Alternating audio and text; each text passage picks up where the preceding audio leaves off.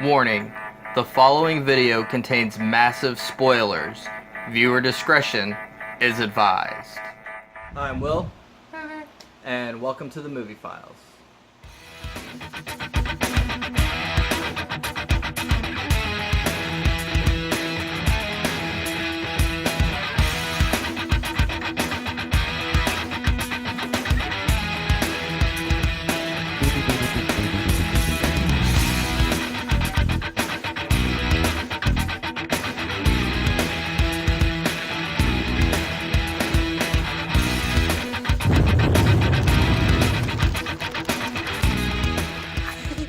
Check this out. The kids in my class are gonna love this story. I'm a school teacher. You're a school teacher? Wow. Oh, I think they spelled frittata wrong on the menu. I always notice words and spelling because I'm a teacher and that's what I do. That's... So Alice, what do you do? Manage a hedge fund. You manage a hedge fund? I don't even know what a hedge fund is. Oh, so there's a regular fund, and then there's a hedge fund. And our fund, we hedge it hard. Oh, you know? wow. And I get in the morning and I'm like, how's the hedging coming? You've been hedging? You hedged much? And it's like too big to fail, corporate greed, bailouts. In a New York Minute, everything can change, on the floor of the NASDAQ, in the UN, and then Fannie Mae, Bernie Mac, and D.L. Hughley. Alice, you want some water? Yeah. That's so smart. That is. Alright, so we just got back from seeing Mike and Dave Need Wedding Dates. It's basically the story of two screw-ups who are proud bachelors, and they go to every family function stag and proceed to destroy it through shenanigans. It stars Zac Efron, Adam Devine, Anna Kendrick, and Stephen Root. What did you think? Well, I didn't really want to go and see it. There was two movies that were coming out. I wanted to see the cartoon. Yeah, originally we were gonna go see The Secret Life of Pets, but apparently that is the most Sold out. popular animated movie since ever, and it was sold out. So we saw this movie instead. Yeah. What did you think? It wasn't as bad as I thought it was going to be. I didn't think it was going to be any good because it looked like a stoner type of dumb movie. But it had funny parts. Yeah, that's basically where it comes down. It has quite a few jokes that hit. It has quite a few jokes that don't hit. A lot of them are very groan-worthy.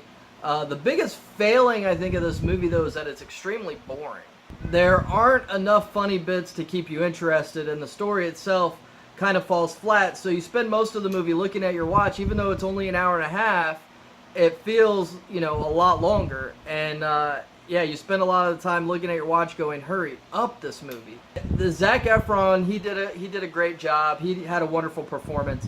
Adam Devine, in a lot of spots, seemed like he was just trying really too hard to be funny. Just being weird and silly, and maybe that's his style. Maybe that's the character, but it was forced, and a lot of it was just really dumb. Also, Anna Kendrick, who's normally a really good actress, and she normally does a really good job. In this movie, playing a dumb girl just also, again, seemed very forced. It didn't seem natural. She was obviously acting. And, that's a problem. You should be able to believe the character, and her character just wasn't believable at all. She came off almost like a parody of a dumb girl instead of actually just being a dumb girl. And there are some funny bits. There are some parts where you're gonna laugh. There are some parts that are extremely funny.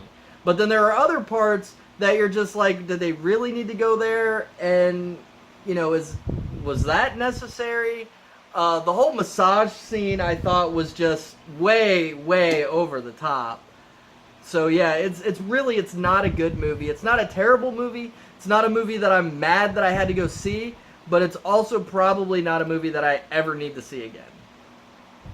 Yeah. Probably not going to see it again. Obviously, and it's not even the genre. It's not even the stoner comedy genre, because there are a lot of those movies that are just spectacularly funny. We both really enjoyed Neighbors. Neighbors was very funny. We haven't seen Neighbors 2 yet because, again, Neighbors wasn't a movie that I don't even think we bought that on Blu-ray or DVD or anything. So yeah, it wasn't a movie that we had to see again or were anticipating a sequel for, but it was much funnier than this movie.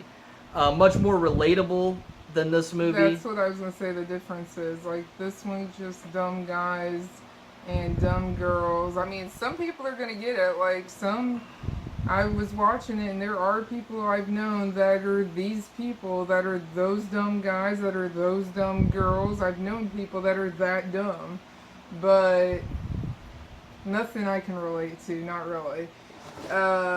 But when we watch Neighbors, you can sit back and you can relate because you can sit there and watch it and you can see the Zach guy that likes to do the flips.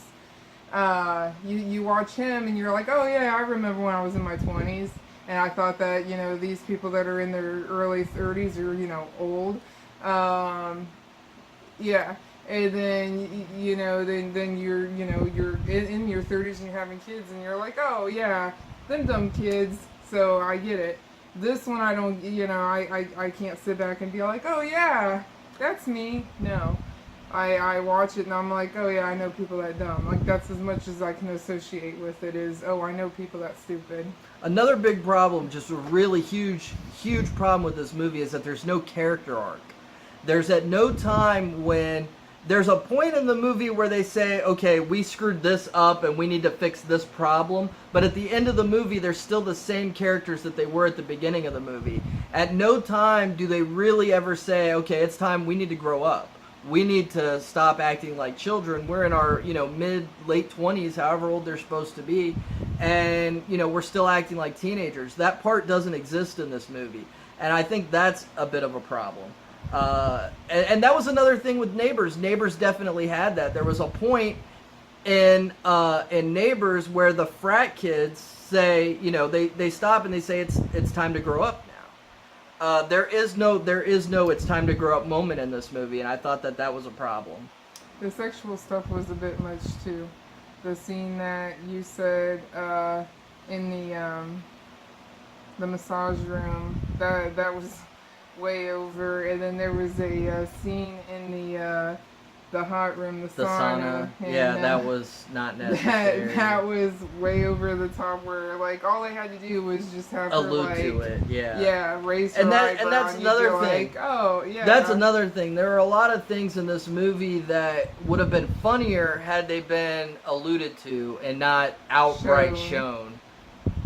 With the sauna thing, with the massage bit, there were things that you could have told the exact same story, had the exact same events, shot it in a different way, in a more open to the imagination kind of a way, and it would have made the jokes funnier. It would have made a lot of where the comedy falls flat is when it's just right on the nose.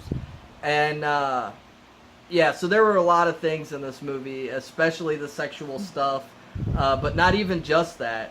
Yeah, the sister come in with the horses, and you're just like, wow, I didn't need to see that. Yeah.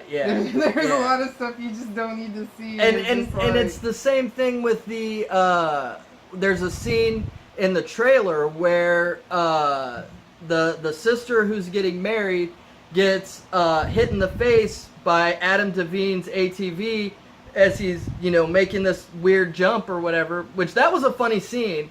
But again, that would have been funnier had they left more of it to the imagination. Instead, it just comes off, and they show it in the trailer. You actually see her get hit in the face with the ATV, and I think that was also a bit too much. And, a lot of times when they do those kind of movies, the ATV will, it'll do a close-up of the person that's about to get hit, go, ah, and then it'll go a close-up of the wheel, and then, as the wheel gets closer to the camera, it'll, black out, and then you'll see her, on the couch with an ice pack or whatever.